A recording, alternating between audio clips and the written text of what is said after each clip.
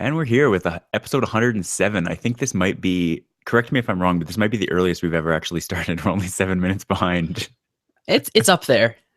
This is Oh this is man. early for us for sure. Yeah. So right off the bat, Nick is not here. No. He apparently has family. One of the things we agreed that we had conquered. Slain, to be more Yeah. Oh precise. yes. Okay. Slain is actually worse, I think, than conquered. Yes. Slain in the conceptual sense, not in the Yes. physical sense. Yeah. Yeah. So before we get to the show, I wanted to talk to you a little bit about my experience yesterday. I had never been to a batting cage and went to one yesterday as part of birthday party. Happy birthday, by the way. Thank you. Officially, I mean, it on the was show. it I was know, last week. but still. Still, I appreciate it. Thank you. Yeah, so I went to this batting cage and it was actually a combination batting cage and pitching center. So they had a couple of pitching lanes with mounds, like portable mounds, and then they had a backstop with a net at the end that had like strike zone painted or taped on it. And having never been to one, it was very like obviously like Magic School Bus. It's the kind of thing they would do is go and play baseball to learn about physics. Like it was very sciencey, and I found myself fascinated with the ability to like not just I'm on a softball team, so we play every week, but you don't really get the experience of trying to kind of hone in on specific things. And so, like for instance, we got the chance in the batting cage to dial up or down the speed of the pitch. And the like, I don't know if you've seen any batting cages, but like I want to say primordial, but that's not right. Like primitive ones, they just take the two tires and like shoot a ball at you. Yeah. But this one had an arm that went down, grabbed a ball, Oh, and then cool. rotated up and flung it. So you actually get to kind of anticipate. It's not just kind of a ball shooting at you. Right. And it was very interesting. And so it didn't have like the tube thing that. Right. Okay, gotcha. So it was very fun, and I like going through and finding it was actually kind of easier up to a certain point to hit a ball that was moving faster. Okay. And I think just because you're kind of over anticipating if a ball comes slowly, then especially because it's not a human. So Right. the arm rotates pretty slowly. And then at the end, it kind of speeds up and flings it.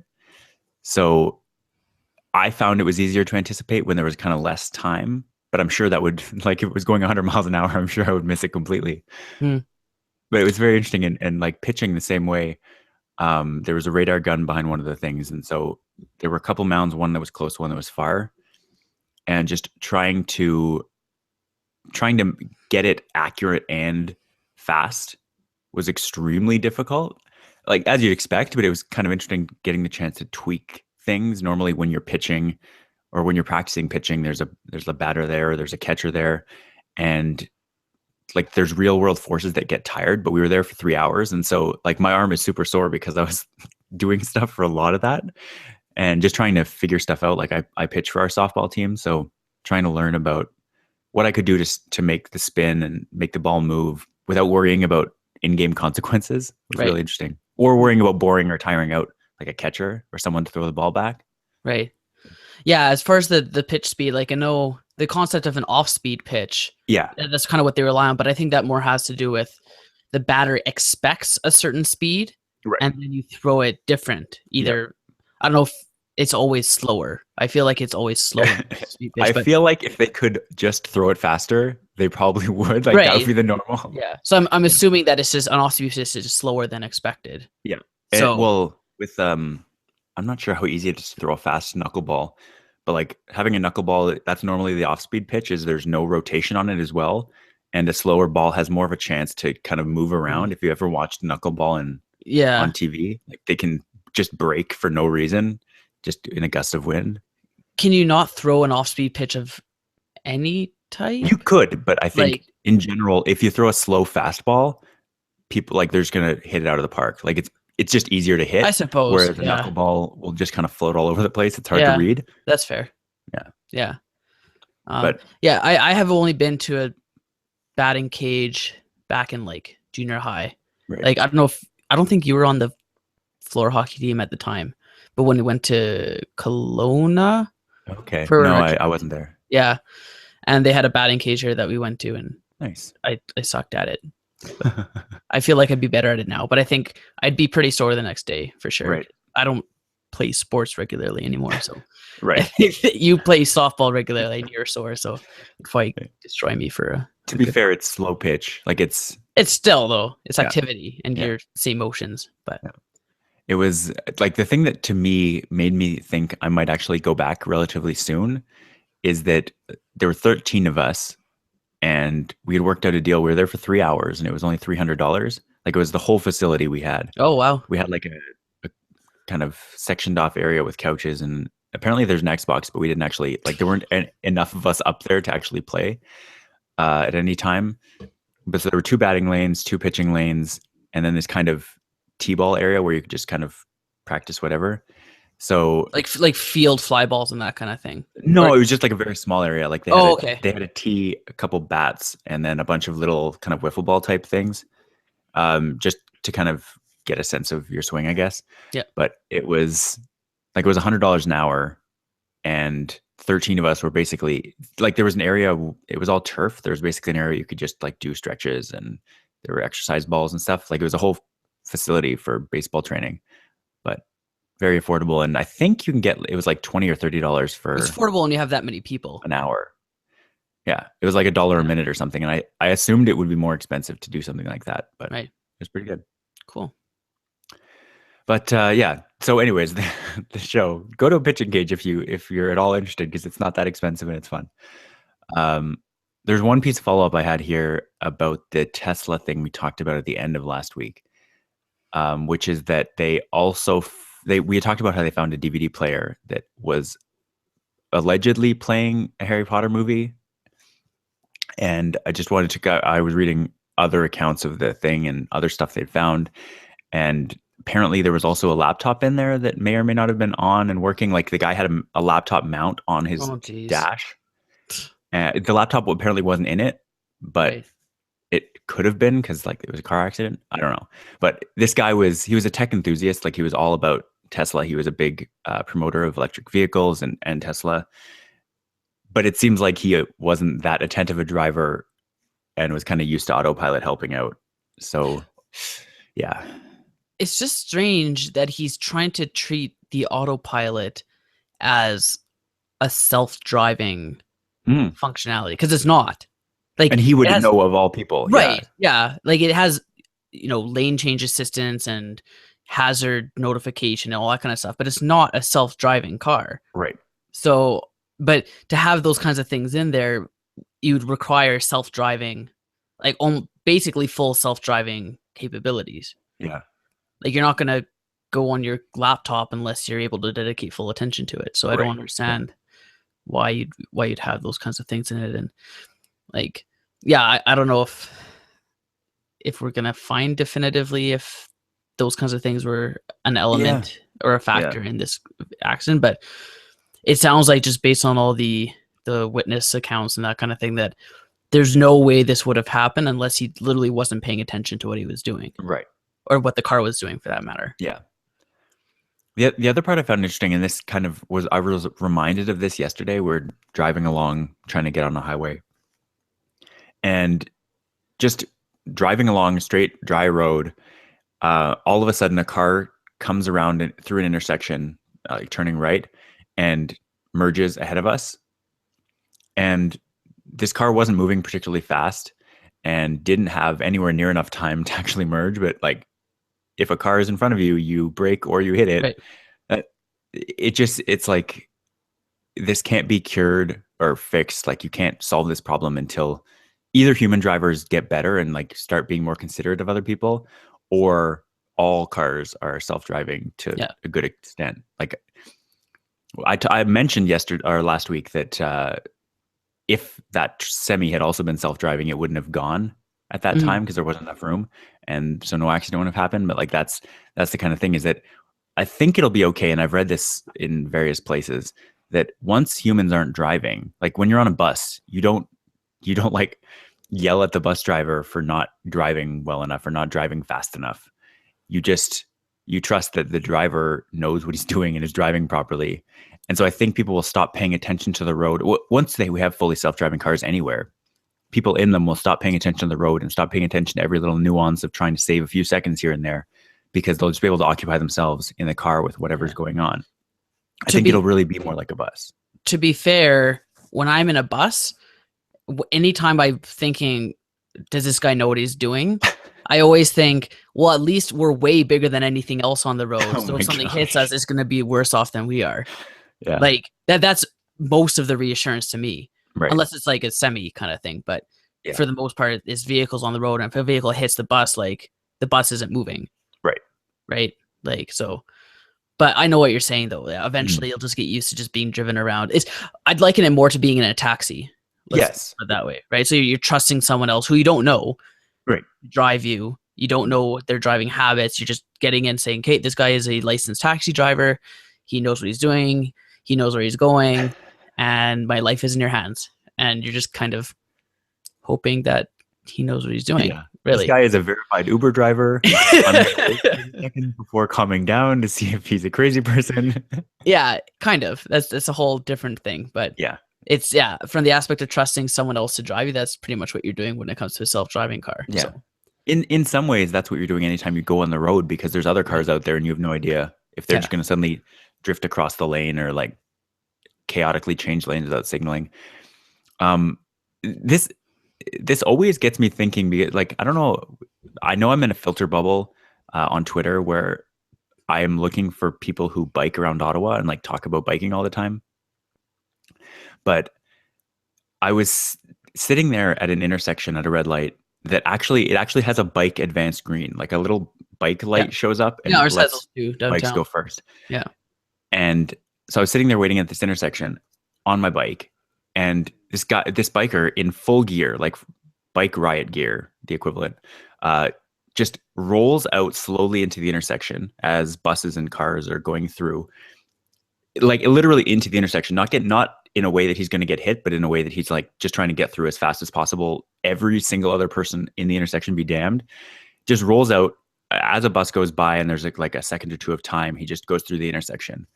And I think, like, with all the hate that bikers get, pretty much everywhere there's bikers and cars on the same kind of roads, I think we need to start having a thing where if a biker does something stupid, like if a car did that, everyone would honk at him. And Julian made the point that a car wouldn't do that, but like I've seen some pretty outrageous behavior from people in cars.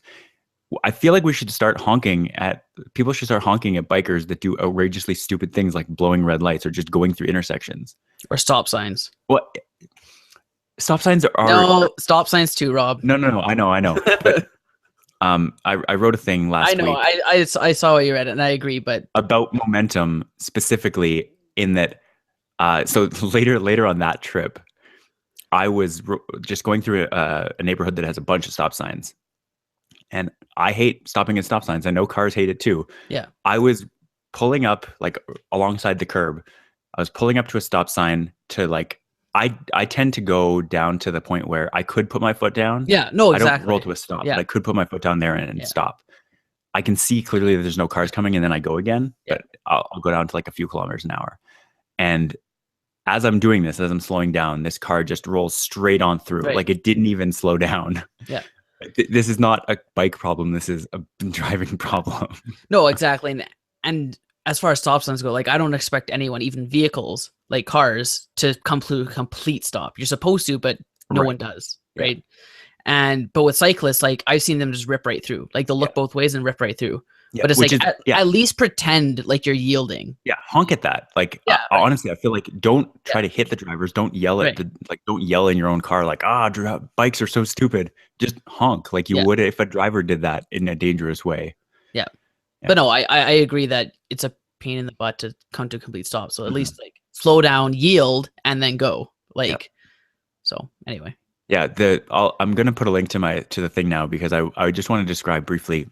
People are absolutely engaged by this. We have 2 live viewers, and that almost never happens, even when I do much more to promote the live feed.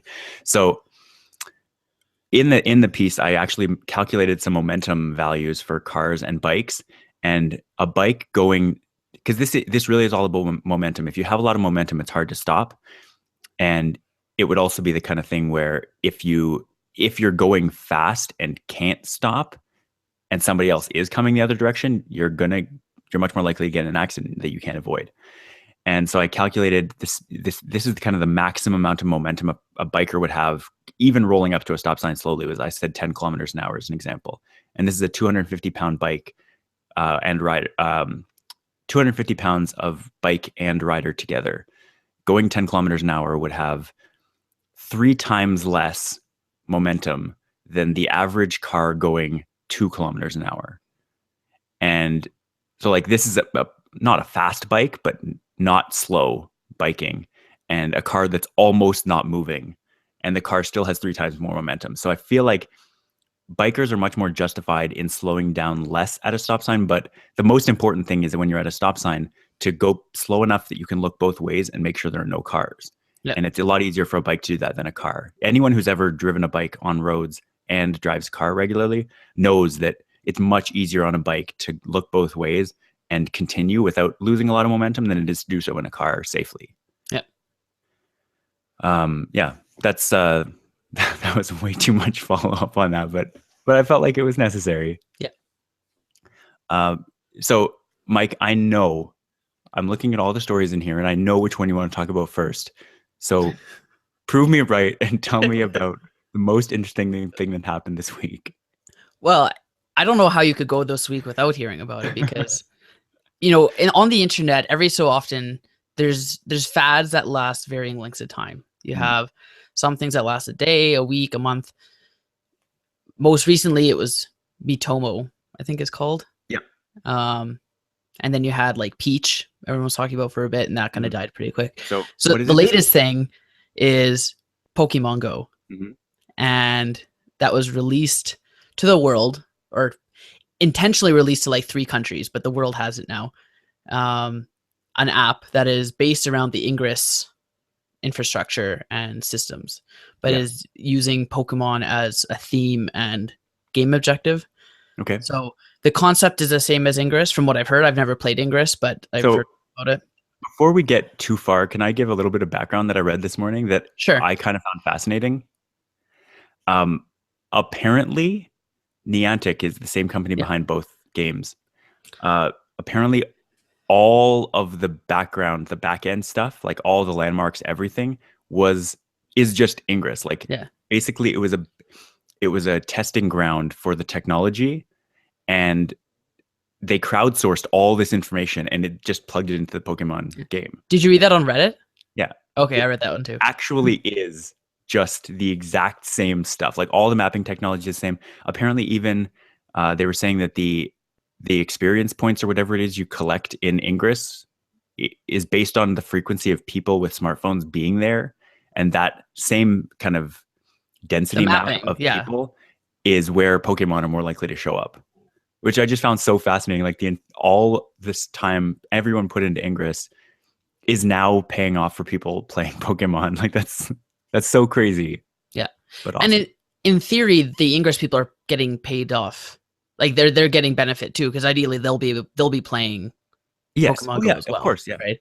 So it's not like, oh, suckers, like you did all the work. It's thanks. Now we can all enjoy this, because like a lot of people couldn't get into Ingress. Like I know I kind of wanted to, but I didn't really have a reason. Couldn't get interested. Yeah, there's nothing there to like immediately pull me in. I was like, the concept sounds cool. I can appreciate why people like it, but there's nothing specifically for me to get into. Right. But this one, because I grew up with Pokemon, that at least that's enough to be, I'll try it out. I'll see what it's like. And I've caught 4 Pokemon just sitting in a place, which is my kind of game. So not that I don't enjoy moving around and stuff, but I just don't have that type of lifestyle or habits that I'd be walking around in various places. Right. Maybe downtown. Like if I went for a walk at lunch, then I could pull up my phone and play for a bit. But well, I know, like friend of the show, Keegan, he was really into Ingress for a long time, and now he's really into Pokemon. Like he would go for walks just playing Ingress, like just gathering portals and all that. And now he just telling me a couple days ago he went on a 2-hour walk just because, like, he's a teacher, so he has days in the summer he's writing stuff. But he's just wandering playing Pokemon, and he's doing insanely well because he has all this time. But Yeah. yeah, in general, the adult lifestyle where you're working full time isn't conducive to just having an extra couple of hours to walk around. Yeah. But there are a lot of people for whom that doesn't apply. Yeah. The timing release for this was really good. Oh, it was perfect. It was like summer when kids are Yeah. out of school. Like that's prime time. Yeah.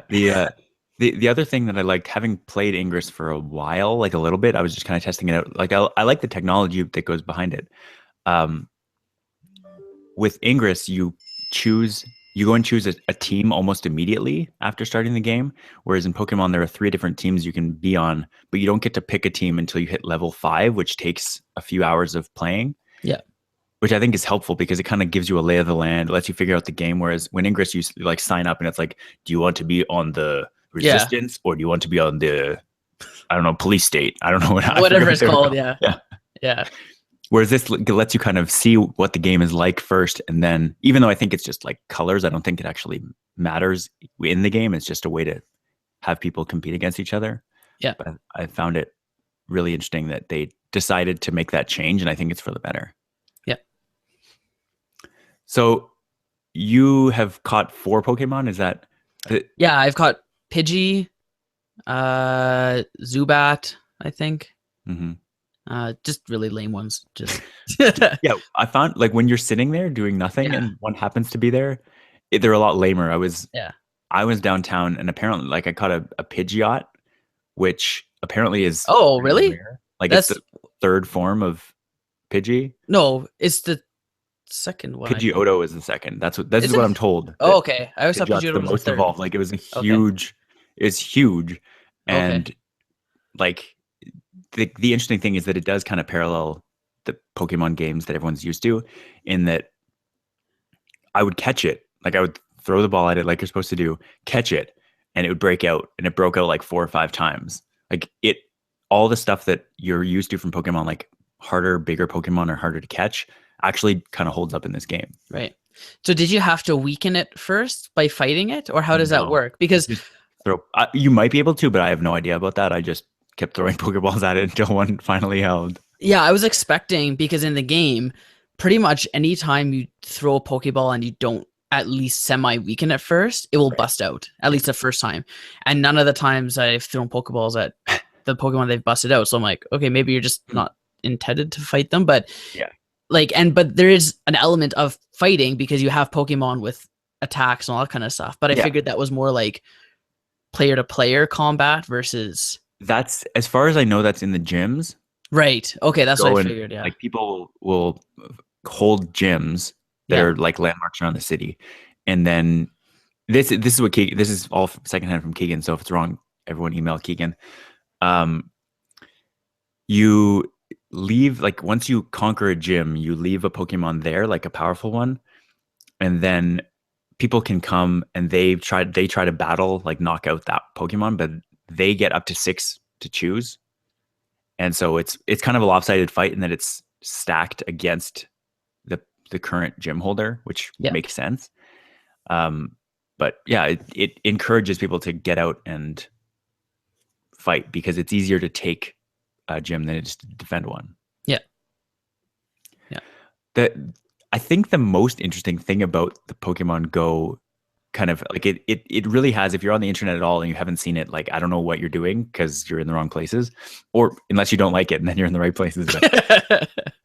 It's all like Facebook, Twitter, it's all people posting screenshots, snapshots of the app, like places they are. There's all kinds of news stories, like people finding dead bodies, people like going to graveyards at 4 a.m. and like 4 or 5 people just being there because there's some landmark there. Yeah. I read one story on Reddit. Of like there are 4 cop cars all just sitting in one parking lot. Yeah. So a guy drove past and saw there's like a Pokestop, so he's going to go to it, but there were like 4 cop cars. So he drove past. He's like, that's kind of weird. He's like, I'm going to circle back around just to like see what they're doing. So he goes back and walks up to the cars and like holds up his phone, and like the other guy like holds up his phone and starts laughing. And then I guess they were chatting and it's like, oh yeah, we're like, and then he overheard one guy's like, oh, I caught another Caterpie. Like, so it's like 4 cop cars just sitting there playing Pokemon Go. Yeah. I think they're like they're waiting for whoever else to show up, or they're doing something else. But in the meantime, they're all just sitting there playing Pokemon. So as a police officer, I'm sure there's lots of downtime Right. where you're just like you're waiting for the next call. Yeah. Yeah. So it's pretty If the funny. movie's Like, super bad, is it all true? Then that's what you do. yeah. But yeah, Yeah, literally everyone, not literally, but effectively every type of person is playing Pokemon in some form. yeah.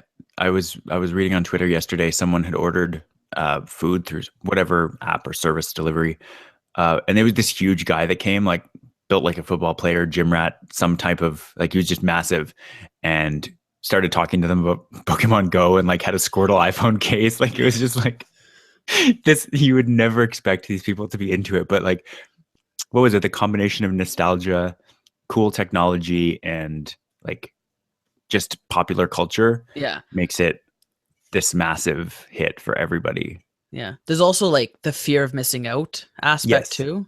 Yeah. Like with a lot of these things, that's half of what it is. Like I've downloaded so many things just because it's like, oh, it's new and everyone's doing it. I feel like Snapchat is kind of like that for me still. Snapchat has more active users than Twitter. So. No, I know. But for me personally, my use of Right. it is like, well, Okay. everyone else is doing it. I should probably try to use it Right. a little bit. Mhm. But yeah, with this, like, it's the same thing with movies. Like movies now, they're all very like 90s nostalgia, right? Mhm. And targeting that, 18 to 35-year-old demographic and bringing back those emotions from your childhood. So I guess this is just kind of along that same line. Yeah. Apparently, speaking of things I saw on Reddit this morning, apparently Finding Dory is the most popular movie of 2016, like the most highest grossing. Yeah. Like more than Civil War, which just seems crazy to me. It was a bad movie too. I wasn't a fan of it. Yeah. Oh, interesting. I don't know about bad. It was relying too much on nostalgia from the first one. Okay. I felt like Zootopia was way, way better. Right. Yeah, I haven't seen either of them, but Disney has something like 3 or 4 of the top 5 grossing movies so far. Yeah. I'd recommend Zootopia before Finding Dory. Yeah. Zootopia was good. I enjoyed it. Finding Dora, that would be a fun. Finding Dora. Oh man. But yeah, the whole nostalgia thing is interesting. Like as we talked about in the middle of the week, I never really played Pokemon. I was familiar with it. Like I very, very, very passively collected cards for maybe a few months when I was teenaged, but nowhere near anything. Like I had a couple packs or something. Like it was, but it's still like the technology is interesting, and I know like I'm passively aware of who Pokemon are, so like I can talk about some of the names of at least the base ones with some familiarity, but it's taken over, and I'm not even participating in the nostalgia part. I'm just like, it's more like just the recognition part. It's like, oh, those are names I recognize. Let's play that game. Yeah. It's interesting because I've grown up with like Pokemon Red and Blue, and then eventually Yellow came out. And those are the only 3 that I was ever really familiar with. And they had like Ruby and whatever. Mm-hmm. But with the new versions, they came out with more Pokemon. So originally there was the 150 and then 151. And then now they have like, I want to say like 400, 500, 600. I don't know how many. They have a lot. And even like the starting Pokemon are different in the newer ones and all that kind of stuff. So I was, So I was happy to see that they were sticking with like the classic Red Blue Pokemon. Like at least up so far, it's been those. And I haven't seen any of like the crazy new ones because like people our age probably wouldn't recognize them. Right. Like kids these days would, like who are still into Pokemon, because it is still like a game that's played and they're still being developed and whatever. But but as far as the older versions, it was pretty much just our demographic that have had exposure to it. So they're trying to cater to that kind of user base, the people who would appreciate seeing, Bulbasaur, Squirtle, and Charmander. Right. By the way, don't pick Bulbasaur. Whatever you do. Why not? It's the worst. Okay. The real-time follow-up, there are 729 Pokemon. Okay. Yeah, I knew it was in that ballpark of like 500 or 600, but yeah, that's crazy. Yeah. I could never. Oh my gosh, there's so much more about Pokemon than I could ever claim to know or want to know. Yeah. It's a bizarre thing, but I totally get like they're all cute characters and they have different powers. And I was having a conversation last night about this. Like Pokemon has literally taken over my social sphere. Whether or not I'm going to keep playing it forever is kind of, or anybody is going to keep playing it for more than a few weeks is Right. beyond my knowledge. But we were all talking about how interesting it would be, like if you had to go into a cave, or if you had to go below the level of elevation to find like a bat or like a Diglett or something, or if you had to go over water to find a Magikarp, like all these different things you could do. If you had to be like in a building, like in the air to find flying ones, how interesting that would be if they could add that extra layer onto things. Or if you had, like if you were in a forest or like tall grass or something, that's when you'd find like a grass one or something. Right. But from what I've seen, it's more just like they're randomly scattered, and the rarer ones are scattered more sparsely. Yeah. When they have incense is what they call it. Yeah. Which attracts Pokemon and presumably better Pokemon. Mm-hmm. There's also eggs. Not sure where you find eggs, but I think you get them. I have a few eggs, but I don't know how. Oh, do you? Oh, nice. How did you get them? They're at Pokestops sometimes. Like you just find them? They're usually just 3 Pokeballs when you go to a Pokestop. This all sounds like nonsense if anybody doesn't play or know anything about the game. There's usually 3 Pokeballs when you go to a landmark. Okay. But sometimes there's 3 Pokeballs and 1 egg. Right. That's where I found them. Okay. So have you incubated it yet? Or are you incubating it? I think you incubate it by walking with the app open. We have to put it inside the incubator. Right. I have an egg inside the incubator. Oh, okay. I've been walking, but I haven't had the app open while walking. And so okay. I'm like 0.03 kilometers. Right. So like, I think you need to have it open while you're walking around. Yeah, you do. Like, so is it like a 2, a 5, or a 10 kilometer? Yeah, I have a couple 3-kilometer ones. Okay. Maybe, 2, 3, and 5, I think are the numbers I have. Okay. Yeah, from what I've heard, you have to have it open, which is killing your battery. Yeah. If that's Although there is, I was looking on the settings on iOS, there is a low power toggle, but I have no idea what it does other than make that. If there's a low power toggle, I don't know why that wouldn't be on all the time, because it didn't noticeably affect gameplay for me. But I'm sure there's a reason. It's just not advertised. Right. There's also been rumor of Niantic banning or disabling access to the game from certain users. Mm-hmm. I've heard these rumors. I have not seen anything. That's like a few weeks ago or not a few weeks ago, but up to and including a few weeks ago, when there were reports that TeamViewer people were getting hacked because TeamViewer's servers had been hacked. And then it turned out that those people just didn't have like proper security setup, like their passwords had been leaked somewhere, or they didn't have 2-factor authentication turned on, or like there was some reason that was causing them to get booted out. And so like sometimes it doesn't work for me, but it's just because their servers are overloaded. Like I haven't heard, and it's in Canada. Like you could go, there's stuff going on in Canada. So it's not like it's a server level problem in that there's too many people on them, more than it is a geographic thing. Like they were saying they were getting shut down for being in the wrong country and downloading it, but I don't think that's a thing. I think it's just limited to a certain number of countries. Yeah. Speaking of which, I think a lot of people discovered what an APK was this week, which is dangerous because I also heard there was like an infected APK that was developed, but apparently not released or something. Right. It hadn't been, yeah. They said they found it, but it wasn't on the internet. So I don't know how that works, but in any case, hadn't been widely circulated. Yeah. So there's an APK that had some sort of like remote access backdoor type thing for someone to get into if they know how to. Yeah. Presumably people who developed the APK were trying to target people who were saying, Google searching Pokemon Go APK and not using a trusted source. The one I usually use for APKs is APK Mirror, which is the Android police supported site. And they'll say, verified, safe for download, blah, blah, blah, blah, blah. Again, I'm trusting that whoever's saying verified safe is actually doing their job properly. Yeah. Whatever their job is, getting it from a good source, I would guess. Like when they're Google ones, it will say signed by Google because those are generally like open source and like secured. This one's a little bit different, I think, but a lot of people have downloaded the APK Mirror one because you can't get it outside of the 3 or 4 countries it's released in from the Play Store unless you sideload it that way. Yeah. The being in the Mobile Syrup Slack, I have a little inside information. As of yesterday afternoon, the top 4 trending articles on Mobile Syrup are: here's how to get Pokemon Go for Android in Canada. Here's how to get Pokemon Go for iOS in Canada. Report uncovers malicious remote access tool in modified Pokemon Go APK. And finally, the podcast, the Syrupcast, where they talk about Pokemon Go in Canada.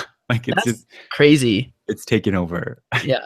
If you're a news outlet that hasn't reported on Pokemon Go, you're missing a lot of clicks. They're talking about starting up Pokemon Syrup and just like completely going all in. Yeah. That's like Mobile Nation starting up Tesla Central. Right. As Tesla takes over. Right. Just like capitalize on these little niches as they pop up. Well, they have like the VR Nation. Do they? I think so. They have like some sort of, they have a VR sister site or sub site. Right. I'll call it that. Yeah. So different strokes, but yeah. I think VR is a lot more of a justifiable absolutely site than Pokemon. And Pokemon. Or even than Tesla. Even Tesla, yeah. Exactly. Tesla isn't interesting, but like have a EV right or something. Yeah. So do you have anything else to say on Pokemon? I don't want to cut you off. I think we're good. I'm interested to see how long the hype lasts. It's fun to be a part of it. Yeah. Tangential way I am. Yeah. And I don't know. It might motivate me to download like an emulator and play Pokemon again. Yeah. A legal emulator. Of course. Of course. There are so many of those. Yeah. So, okay, let's get the less interesting news out of the way first in terms of Canada and mobile. You have a story here that this is almost kind of follow up because a few months to a little under a year ago, Fido launched a home internet package that was kind of similar to Tech Savvy, but just a little bit cheaper than Rogers maybe, and kind of bundled alone. And now you have some new news that other discount brands are following this lead. Yeah, Virgin being, I want to say Bell's sub brand, is releasing a home internet as well. And again, in the same way Fido uses Rogers connections, I'm assuming Virgin's using Bell's. I would hope so. And I checked my address and it's not available in my area. I think it's probably Quebec and Ontario. I would think they're starting with Toronto area and branching out. Yeah. So their prices are competitive with Fido. But the difference is that you don't need a Virgin line, an existing line, to sign up for their prices. So they're competitive with Fido's existing customer pricing. Whereas if you're not with Fido already, then your price is higher. So in that case, Virgin would be a better deal than Fido. But if you're an existing Fido customer, then Virgin would be a competitively priced option if you're looking for that kind of thing. And their internet speeds are 20 or 25. 25. Yeah.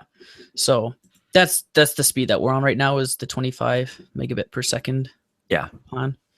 And we haven't found that we need any more. The 15, we weren't able to stream very well. It was a lot of buffering, if it's HD content especially. But 25 seems to be good enough for what most people use, unless you're downloading and uploading a lot of stuff and you need it done quickly. Yep. Like if you're a photographer or something like that, then you'd probably be doing a lot more backing up and whatnot. So or podcaster. Where you're doing a lot of podcasts. Well, I have my offsite backup. Yeah. It's constantly going when I finish a 500 megabyte audio file. Yeah, it's interesting that these smaller subsidiary brands are getting into home internet as well. It makes sense. It's kind of just a matter of time kind of thing. Like, why not do it? I'm intrigued because I haven't ever really heard any numbers of how many customers they have doing home internet for Fido. Obviously, there's some kind of penetration, because otherwise, why would Virgin be doing this, and why wouldn't Bell just release a plan that's this pricing and stuff? there is a perception that when you go to someone like Virgin or Kudo or Fido, that you're going to get a cheaper internet plan, whether or not that is actually the case, because they're the discount brand. And as these companies get tighter and tighter knit, and as they've been merged or at least acquired for longer and longer, the plans have slowly crept towards basically being the exact same, maybe giving you kind of like group benefits, things like Fido dollars, which are now discontinued, I think, as of February or as of July 6th or something. Yeah.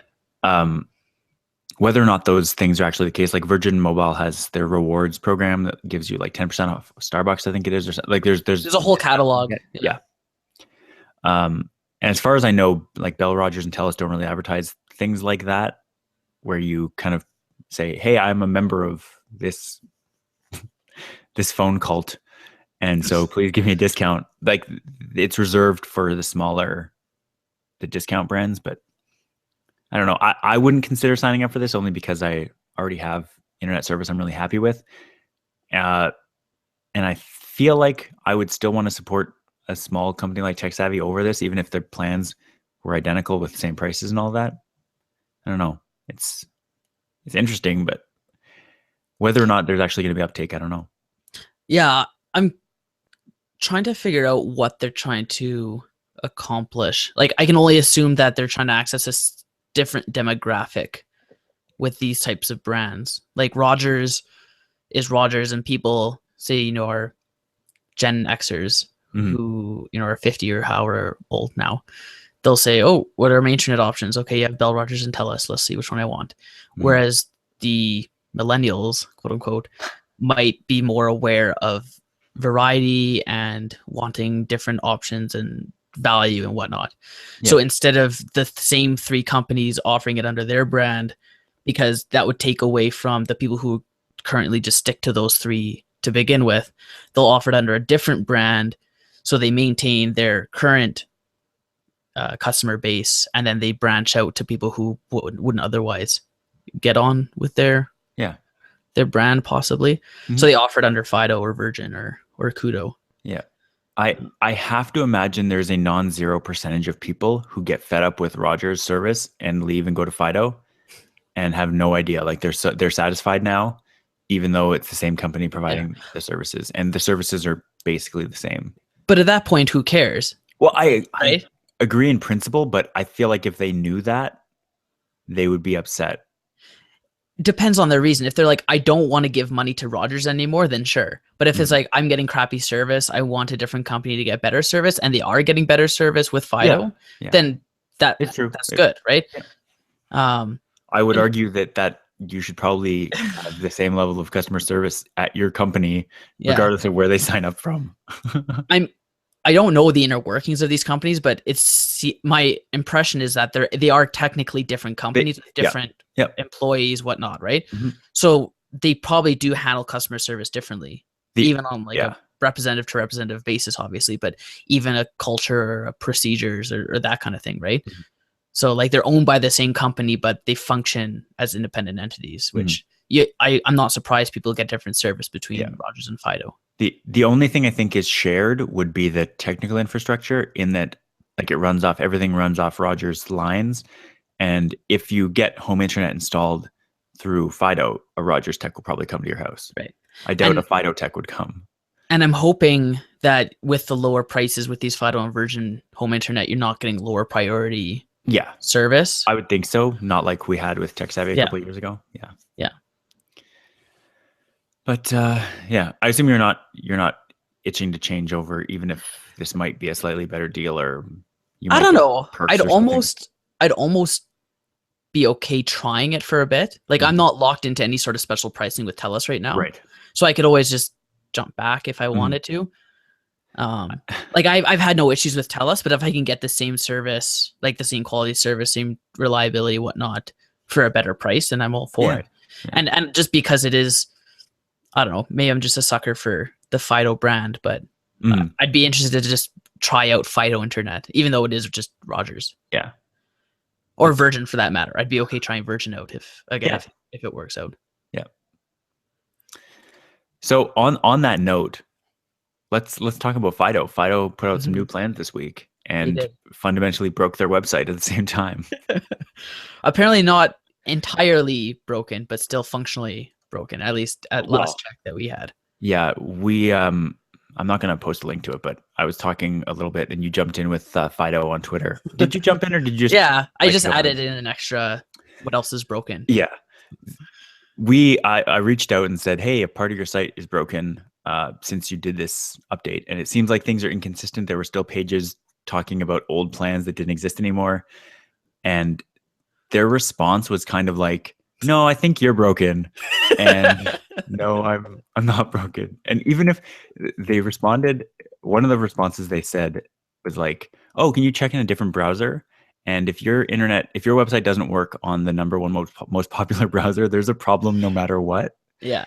But it didn't work, and I'm actually going to check now um, to see if it's working. The phone part is working, but they released a bunch of new plans, which are actually pretty interesting. Like other friend of the show I'm on, I was talking to him about the very bare bones data plan, and he was very intrigued just because the plan he's on right now is pay as you go. As far as I know, it's pay as you go, but he pays $20 a month and he gets 20 minutes of like 20 daytime minutes texting and no data, which to me seems like why even bother having a phone plan at that point.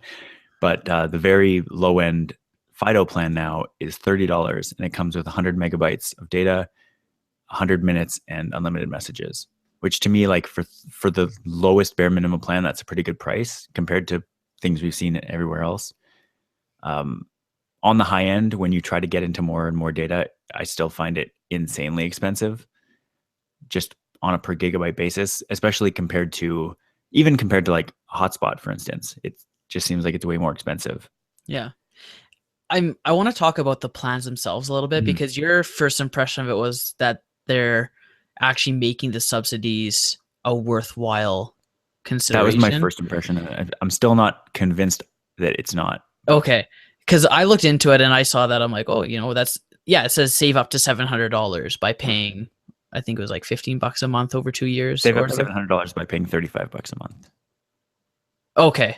Yeah, So there are different levels. You can save okay. 300, 500, or Yes. 700. So the top one save up to 700, that wouldn't be a good deal because they're paying Right. more on Yes. the added subsidy price. But the other ones I think were The other ones were marginally beneficial, better deals. technically. Yeah. Mhm. But when I looked into their specific phones and what types of savings you get with each plan, and I haven't checked since they updated their site because maybe they did change it to make it It's updated right now. different. We'll look. Okay. So the one said one of their middle tiers said save up to, I think it was $600. But when I looked at their phones, what they consider a phone worth $600, when it says, the cost of the phone is $600 if you buy it off contract, this Right. is where that 600 would come from. Mhm. That value, that phone on TELUS was like 400. Okay. So I'd hope that they're not intentionally trying to deceive or mislead people that a phone is worth more. Mhm. But when there's that big of a difference for the same phone between two companies, I can't help but think that they're just trying to support their claim that you can save up to X dollars by going on contract. Because Yeah. if you buy it again with another company, it wouldn't cost nearly that much. Right. So, and then I used the iPhone as an example because you're saying that, because yeah, their plan is kind of deceptive because it says save up to however much, but that varies with the type of phone you get. Mhm. So you can't save the same amount on an iPhone as you would with an LG G5 Right. on the same plan. It depends what phone you pick.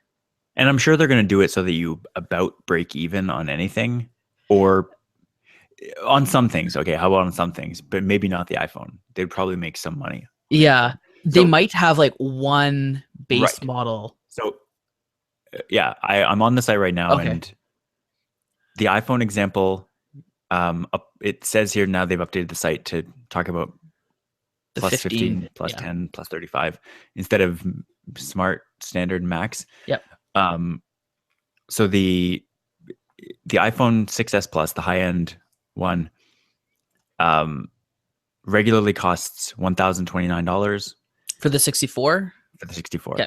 Or sorry, for the 64, it's 1159. Okay. You save $500 with a plus 35 plan. So not 700, but you save the next level down. So it is different. It is up to 700. It's not. It doesn't guarantee you saving $700. And so that would mean that even when you were saving $700 at $35 a month, it was not a ripoff, but not a money losing scheme. But this is even more of a not money losing scheme. So they're getting an extra $200 that, in addition to the amount that you'd get to break even. Not to break even, sorry, to just be the full $700 off. They're giving you $200 less. But going to the very top, I say top, but it's not actually top of the line. Last year's LG, the LG G4, is the second phone on the site. No term plan, $700. With a 2-year agreement, it is $0. And that is on a plus 15 plan, which is supposed to only save you a maximum of $500, but they quote unquote save you $700. In that, I don't think anyone would actually charge you $700 for an LG G4 brand new right now. But seeing as how the LG G5 is $800, I don't. Okay. So the G4 was what I used as a comparison when we first looked at this. Yeah. So off contract with prepaid services, $700 on Fido. Mm-hmm. On TELUS, the G4 is $550. Right. No term. Yeah. $150 difference. Yeah. And that's where the quote unquote up to $700 comes from, because on a 2-year agreement, plus 15 is $0. So you're saving $700, but you're not, because it's not worth $700. Yeah. Yeah. Well, it's the same thing. Yeah. It's probably not even worth $550, but at least it's cheaper. Yeah.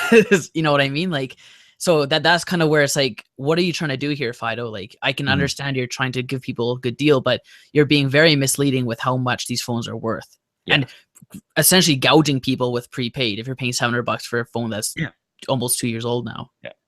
The funny thing here, there's actually like the third phone is the Samsung Galaxy A5, which gives you a $0 phone on a plus 10 plan. So paying $10 a month, but you actually save $400 compared to the no term price. So they actually could, with no irony or no misleadingness, no extra misleadingness, say that you can save up to $400 on a plus 10 phone, because this phone you save $400 if you buy it on a plus 10 plan. So they're actually like this. Theoretically, if you're actually willing to pay $400 for a Samsung Galaxy A5, which I would argue you shouldn't, this would only cost you $240 over a 2-year agreement, and you would get a $400, theoretically, again, phone. So it's kind of all over the map, but it is definitely not a straight $300, $500, $700 savings mapping. Yeah.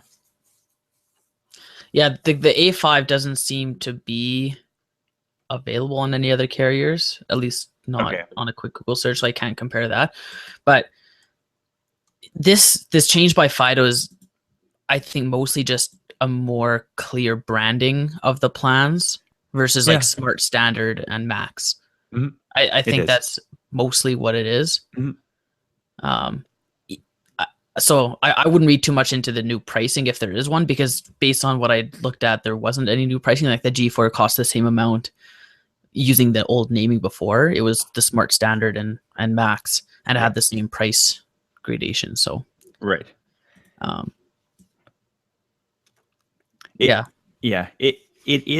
It's very interesting. Like I'm looking here with the iPhone. So I had said you get $500 off if you sign a plus 35 plan.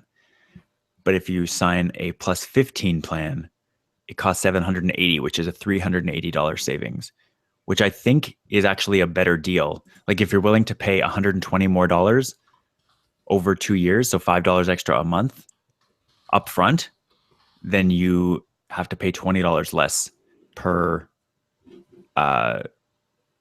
$20 less per month in order to pay $5 more upfront. So in my opinion, it would be a lot better to sign a 2-year agreement on a plus 15 plan with the iPhone than it would be to sign a plus 35 agreement. Yeah. It's all about cost benefit Right. and what you're able to pay. There's some people who basically have no ability to pay more than $100 for a phone. Right.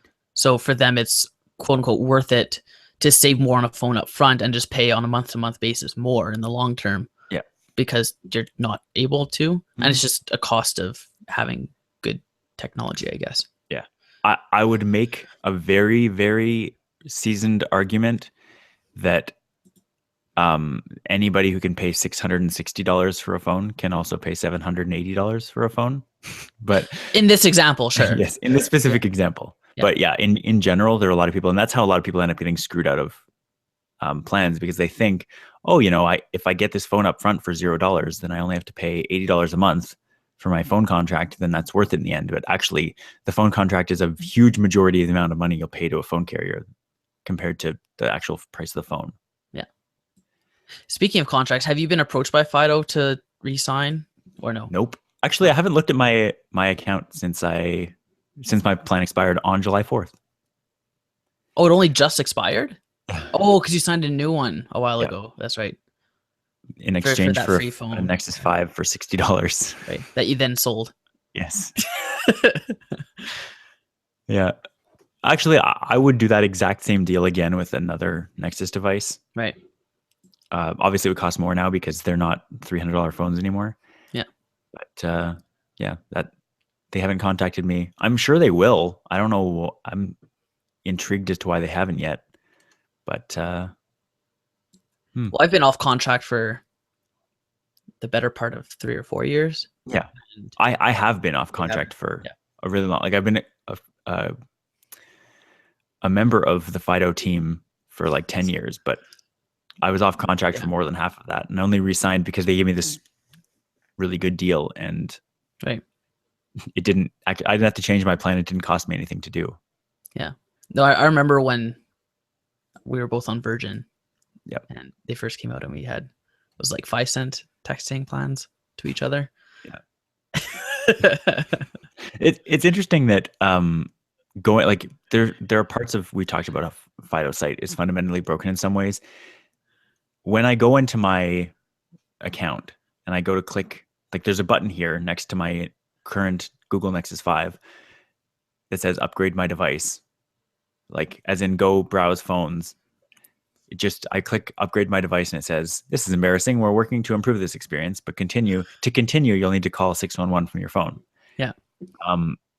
That has been like that for over a year, if not since this new site launched a couple of years ago. Yeah. That is more than embarrassing. That is insanely, like just remove that button until it's ready. Yeah. Like why even have that button that does nothing? Yeah. I actually had, we can put this in the after show if you want, but I had a hotspot that I had bought, and I was looking to cancel the plan I had but keep the hotspot. Yeah. And they said, so I bought the hotspot outright and was asked at the time of asking, I was like, can I cancel this plan over the phone? Like, oh yeah, it should be no problem. Just, they'll have the reference number, whatever. Call them. They say, oh, we actually can't see that you've paid for this outright, so we're going to have to charge you $200 cancellation fee. And it's like, unless you go back into a store. Yikes. So I'm like, well, they didn't lie. Well, I guess it's just, you can cancel, you just have to pay. Yeah. So anyway, long story short, I had to go back into a store, sit around the store for like 25 minutes while they were sitting on hold with their own, that's annoying, customer service department. And it was just a lot more of a hassle than it should have been, I think, because their system wasn't set up to handle that kind of thing. Maybe, I don't know what it was, but it's annoying that you calling, they charge a $200 fee, but if someone else calls them at the store, then because a person at the store is a Fido employee, they can I understand that they're an employee, and but like they still have to call presumably the same customer service department. Just be like, yeah, I'm an employee. What he said is true. Yeah, no, exactly. I can send you a picture if you'd like. It's too funny. So I'm interested to see how Fido turns out.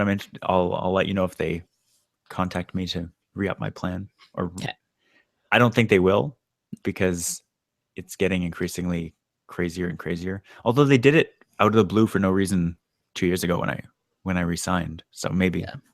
I feel like because of the plans we have, like they'll look at them and be like, we can't do anything about this. It's like Right. there's nothing that's going to make them sign onto a different plan. And I did give them money when I got the Nexus 5. It just wasn't very much. Right. If they started selling a OnePlus, I might consider renewing my plan and getting a OnePlus. So when you renewed your plan, they let you keep your same rate. Same rate and everything? Yeah. Was that a negotiation you did? They tried to get me to I could have gotten it for $0 if I had signed a new plan, but I was like, no, I'll pay the full price minus my $5 minus this. They gave me $150 or something. Okay. Yeah. Weird. Very weird. But so Mike, I think that does it for this week. I will say thank you to you for being here, even though Nick could not be. And to our listeners, our lovely listeners, there at a certain point in this episode, we had 3 live viewers. Wow. And again, I did nothing to promote this episode live. So thank you for listening. You can head to unwindmedia.com/futurechat to see past episodes of the show and very little else, as Mike pointed out last week. That was last week, right? Yeah. You can go follow us at _futurechatfm on Twitter. We post, I want to start posting some of the news stories we talk about there, just kind of interesting things. Sometimes I do it, but not often. But you can find out when we're recording live if you follow us on Twitter. So thanks for listening, and we'll see you next week. Ciao. Did you have any after show stuff, or you just want to? I'm interested to hear what you want to say about first gen products, if you still want to talk about that. Well, okay, this can be a brief after show, and then it'll be kind of out of the way. I was sitting there. Actually, I wanted to say this earlier in the episode, and I didn't. All my friends know that I really love Apple products, and so they got me an Apple gift card for my birthday. And one of my friends I don't know if she was necessarily forgotten, but like she wasn't included in the list of people that were talking about what to get me and ended up getting me a gift card. So she got me a separate gift card that she gave to me yesterday, but she put it in a white bag. She drew an Apple logo on the side of the bag and she took a dollar store plastic watch band and taped an apple to it. Oh no. And gave it, put it in the bag. So she gave me an Apple Watch. It was very funny and very well done. But it kind of got me thinking again. So it was a gift card plus that. It was a gift card plus the Apple Watch, yes. Right, sure. Yeah. But it got me thinking again that I still have never owned a first generation Apple product. And I don't know that I've ever owned a first generation of any technology product. And it intrigued me, and it kind of made me just want to think a little bit about, I was thinking about the iPad. When the iPad first came out, I looked at it being pretty technology savvy. I had an iPhone before. I'd had a few smartphones and laptops and all that. And I looked at the iPad when it launched, and I was like, this is the stupidest thing that has ever existed. Why would anyone buy it? And then the second generation one came out, and it had it was way thinner. It was a lot lighter, had a camera. It had all these big improvements to it that the first generation was missing. And I pre-ordered one the day the second one was announced. I was just like, wow, this is so awesome. This is so much better than the first one. It was almost like, wow, the first one was a beta product. Why would anyone have bought that when they knew that, right, or when they should have, could have, would have known that in just a year later, they were going to have this way better thing. And it made me think about the Apple Watch, and I didn't get a chance, just financially, timing was terrible. I didn't get a chance to get it. And so now I've paid off my student loan. So I have a little of just bit of disposable income. So now would be the perfect time for me to buy an Apple Watch. But now there's talk of the second one coming out in September. And if it were just up to me and life didn't exist, I would have bought the first gen. I'd buy the first gen one now and then sell it and buy the second one when it comes out in 2 months. But life is real. And so that's not going to happen. But it made me think, are we going to get a second generation Apple Watch that is going to make the first one feel like a beta version, like a. Right. And people are already saying that WatchOS 3 that was announced at WWDC feels like the first generation of that software. Like it feels like, wow, this is so much better and different than the first and second version, that it seems like this should be the original product that was released. And I'm curious to see, like, there's talk of LTE radios, there's talk of front face like cameras on the watch, there's talk of all these things like it being quite a bit thinner. And it made me think, like, was I smart and or lucky to not get this first generation Apple Watch? Just thinking about all the possibilities of what could be coming. And I really want the second Apple Watch to make the first one feel like a beta product. That would be such huge advancements. I don't know if it's going to come, but I'm very interested. You may not know this, but currently I'm in possession of a first generation Moto 360 that I'm borrowing from a Twitter friend. I don't know how I would know that. You might have come across on Twitter. Okay. I don't know how much you see on my timeline, but yeah. So, because he said that he doesn't use his anymore. He just found that it wasn't vital to his day-to-day workflow, whatever. He just didn't find it useful. So I said, "Can I try it?" Because and he's like, "Sure." So then we arranged for me to grab it and try it out. So I tried it for an evening, and then the battery died. And then I put it on the charger and it wouldn't turn on the next morning. I'm like, oh crap. So I Googled, Moto 360 won't turn on. And there's a guy's like, oh yeah, I held the power button for 25 seconds and then let it go and then press it again and it turned on. And sure enough, that actually worked for mine. Oh, wow. So thank goodness. But now I'm scared to use it again. So I turned it back off after I got it turned back on again. So I'm like, just because it's not mine. Like it already has like a cracked back and part of the edges, the coloration is kind of off from the LCD screen. I don't know why. Yeah. But anyway, that's not what I'm trying to get at. The point is like in the little time I did use it, I found that it worked well as a notification center, but you can't do much else with it. Right. Like it literally has the same options as the Android notification center gives you. Okay. So like for a tweet, I'll get a notification for a tweet and then it will say, like, retweet or open in phone. Right. But you can't reply to it. Like you can't go into the tweet and like look at your timeline. You can't do any of that kind of stuff. Yeah. It's just look at your notification and then go to your phone to actually do stuff with it, basically. Which isn't that compelling? It's not that compelling to me. Like and same with like when a phone call comes in with this watch specifically, it will notify you that it's there, but when you answer it from the watch, it just picks up on your phone. It doesn't answer on the watch, so you can't actually talk to the person on the watch, right? Because it doesn't have like the 4G connectivity to it, right? So I guess it's not able to talk directly from the watch, whereas some watches can. So far right now that there hasn't been a ton to convince me that like, oh yeah, this is a really good thing that I want to have in this current state, like the way it is right now. But so in the way you're saying that first gen products are kind of like betas with smartwatches, it's almost like the third gen you need to wait for. Yeah. At least the third gen Android ones. I guess Apple's still in first gen. It depends. Well, we'll see. We haven't seen the second one. And there's, I guess, now that we're talking about it, like Google is rumored to be working on 2 new Nexus watches that are supposedly going to have GPS and LTE. Okay. Which are kind of 2 of the things that I'd like a watch to have, so that I can like just leave my phone at home or wherever and still have full functionality essentially. The only reason that you would ever make a smartwatch that had LTE is if it was capable of being used without being paired.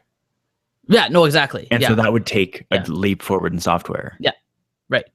The other thing is that you don't need LTE. You almost just need like 2G when it comes to like a smartwatch. When it comes to that smartwatch, like I'm picturing if you have a smartphone or if you have a smartwatch with a camera on it. Oh, for like video calls, like an obvious thing. Yeah. But battery would take like a giant hit with that. Well, it depends. Yeah, it depends what if you can't make a giant leap forward in battery saving technology, then yeah, I agree. Like I'd be okay to have kind of like phone functionality where I can text, take calls, and even go into like a Facebook newsfeed or Twitter timeline and do whatever. Yeah. You know, some people might not want to or need to, but I'd like the option to.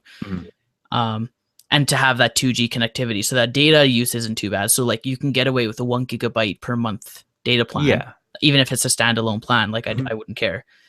And then still maintain that functionality. Yeah. So it would almost be like you'd want to have, if you have your phone, you'd want it to pair and use that data connection. Yeah. But if you don't have your phone, you want it to fall back on its data connection. Yeah.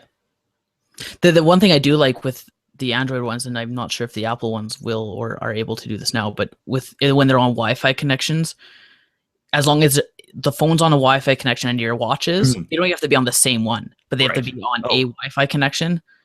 Then they can still talk to each other. Like they can still there are different powers that if they are on the same one, you get, at least with iOS and Apple Watch, that where you can have extra special powers. Okay. But yeah, in general, they just both have to be on the network, a network connected to the internet. Yeah. I think with the phone though, it has to be on Wi-Fi, but I might be mistaken. Yeah. Maybe. I feel like it might have to be. Some things perhaps. Yeah. Yeah. One of the most interesting things to me, at least, is the concept of using your watch as a camera viewfinder. Okay. I haven't owned an Apple Watch, like I said, but I would take a lot more pictures, like especially group pictures, if I could set up my phone and then hit a button on my watch that says like start countdown, and then it would do a 3-second countdown and take a picture. Like I would use that all the time. Right. Not just like, I would use it at least once a week because I record a podcast where we take a picture every week, and I want to be in it. But I would use that so often. Yeah. Yeah. I would even theoretically use it like as almost like an ad hoc baby monitor, where I'd set up the phone somewhere, like looking at a baby or a puppy in this case, and just be like, what does it look like? Oh, he's doing fine. Yeah, that's good. Yeah. I also, like, speaking of things that I'm looking forward to possibly happening in the next one, I would love to have an iPad and an Apple Watch with no phone. Like, I would love to be able to pair a cellular iPad. And then I wouldn't need my small device that would have me on, like literally on me all the time checking would be the watch. But then the iPad would be the thing providing the backup. Right. And pairing and all that. I don't think that's going to happen, but I would benefit from that. Yeah.